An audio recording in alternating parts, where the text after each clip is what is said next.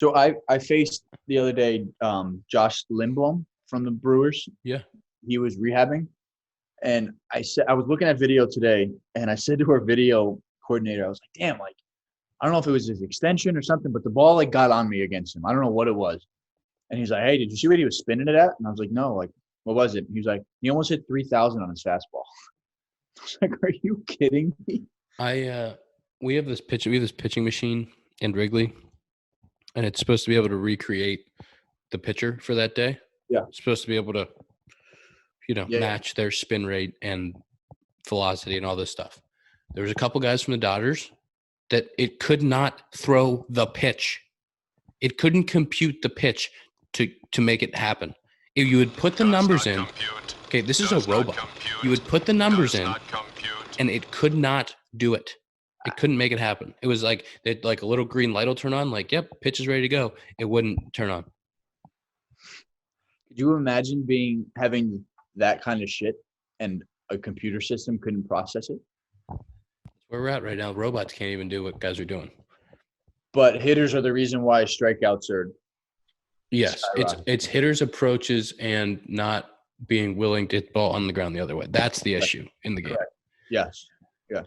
We were in Atlanta, and I was not playing, so I was stretching in the weight room in like the third or fourth inning, and Chipper Jones was he's been like special assistant consultant hitting coach for them when they're at home.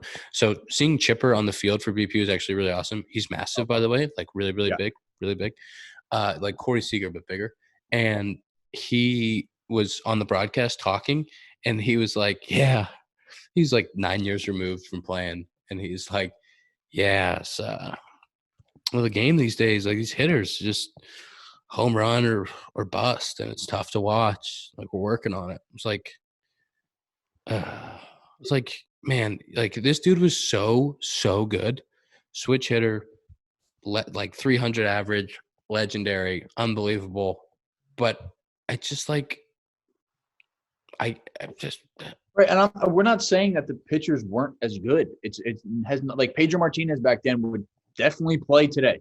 You know, like a bunch of those guys would still play today. But it's the fact that you have, I'm not saying no names, but like multiple guys in each organization that are however old. And it's just like throwing 100. I'm not saying not knowing where it's going either, but it's like that is their only goal. Well, and there's just so much more depth. Like Justin Steele is a great example. Justin Steele came up. I haven't played with Steele since Eugene, since short season 15. Justin Steele's throwing 95-mile-an-hour cutters. Like every ball he throws is 95. It's either cutting or sinking at 95. Right. Like none of these hitters know who Justin Steele is. He comes up, they're like, oh, some rookie, 95, cut. Doors.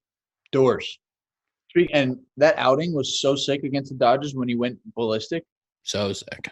And, like, I don't know. I mean, he's an unbelievable person. I love Justin. Great guy. And I don't, his reaction was so sick to see. And you wonder if that's just like built up, like it's been a grind for him. He's went through TJ, been up and down in the minors, and it's been a long process to get into the big league and stick. And it's like starter, reliever.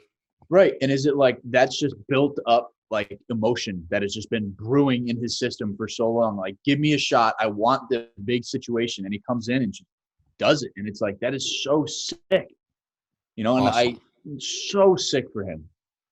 I think the number of times now that a reliever gets called up or comes in the game and you don't know who they are, and then you look up the board and it's 98 and you're not surprised. You're like, okay. I was having this conversation in the cages the other day.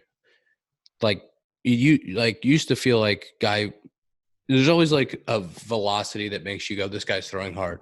And I felt like it was like 95, 96 was like, this guy's throwing hard. Now if you're not touching an 8, like it's not like, all right, it's another righty. There's another righty out of the pen throwing 94 to 96. Right. Like it's once you get like 8, 9, you're like, all right. But there's levels to the 8 and the, so like you can have a guy throw 95, but he's got ridiculous spin, which plays like 104. Yeah, which plays like a billion because it's rising, and you're Paul Bunyan in there trying to chop on it. Or you could have a guy throwing a light 98. Yeah. Like that's spin of the ball and like spin efficiency is so much more important to how you perceive the ball now than maybe we can just calculate it now. Maybe pitchers are working on it, but I don't know. I don't feel like it has to be more consistent now with what guys are doing. Right. And it's like you said, every team, every bullpen has multiple guys from lefty, righty throwing that hard. It doesn't matter if they're lefties either. Like we were No. talking about this with Rex Brothers. Like Rex used to be when Rex came up with the Rockies and dominating. Like wasn't a lot of lefties out of the pen throwing 95. Like he's 95, 96, and he was like kind of one of the guys to do it. And now it's like I'm really getting a velo break with lefties. We faced the Braves had like 6 lefties or 5 lefties in the pen, and every dude was like 90, 95, 97. 95, 97. And lefties are different than like usually righties for the most part are going to be like, fastball breaker off of it. Mm-hmm. It's like lefties, they'll have, the back foot slider, the good changeup, or that like Justin Steele up and in cutter under the hands. And it's like, you're trying to cover literally 6 pitches. They're like stepping in the dugout and throwing crossfire at your chin. Like, oh, Mom. With no batter's eye. That's fun. Or snow. Or snow in the batter's eye. Or snow. Right.